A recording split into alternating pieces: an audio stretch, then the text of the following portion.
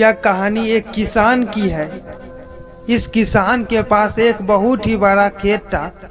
इस बहुत बड़े खेत के बीचों बीच एक चट्टान गड़ी हुई थी और उसका एक हिस्सा मिट्टी के ऊपर निकला हुआ था। इस पत्थर से टकराकर किसान के कई औजार टूट जाते थे और उसको काफी नुकसान होता था।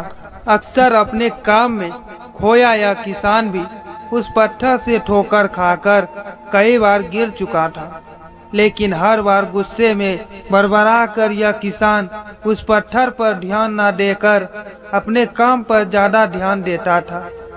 एक बार किसान अपने घर में चल रहे छोटे मोटे झगड़े की वजह से परेशान और थोड़ा गुस्से में था। वो इसी गुस्से में अपना हल उठाकर खेत में काम करने चला आया। काम करते करते उसका हल उस पत्थर से टकराकर टूट गया।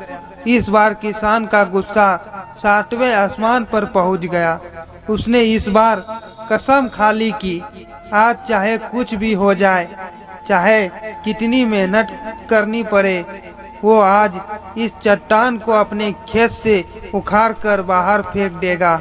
किसान गुस्से में ही अपने खेत से निकला, अपने गांव में गया और अपने 4-5 दोस्तों को बुलाकर अपने खेत में ले आया।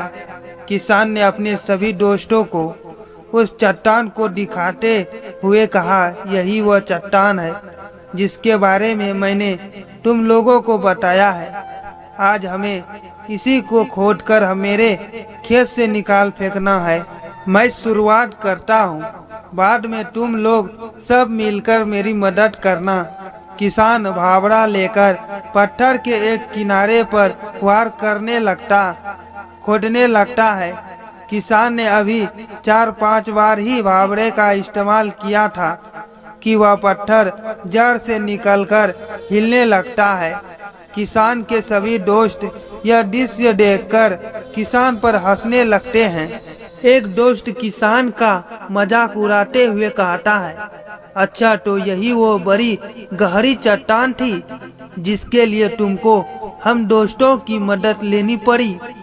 किसान अपने दोस्तों की ओर आगे बढ़ा, शर्मिंदा होता है, उससे माफी मांगता है और उसे जाने के लिए कहता है। उसके जाने के बाद किसान को बहुत पछतावा होता है। वह सोचता है कि मैंने पहले ही इस पत्थर को हटाने की कोशिश की होती तो ना ही मेरा नुकसान होता और ना ही मेरा अपमान होता।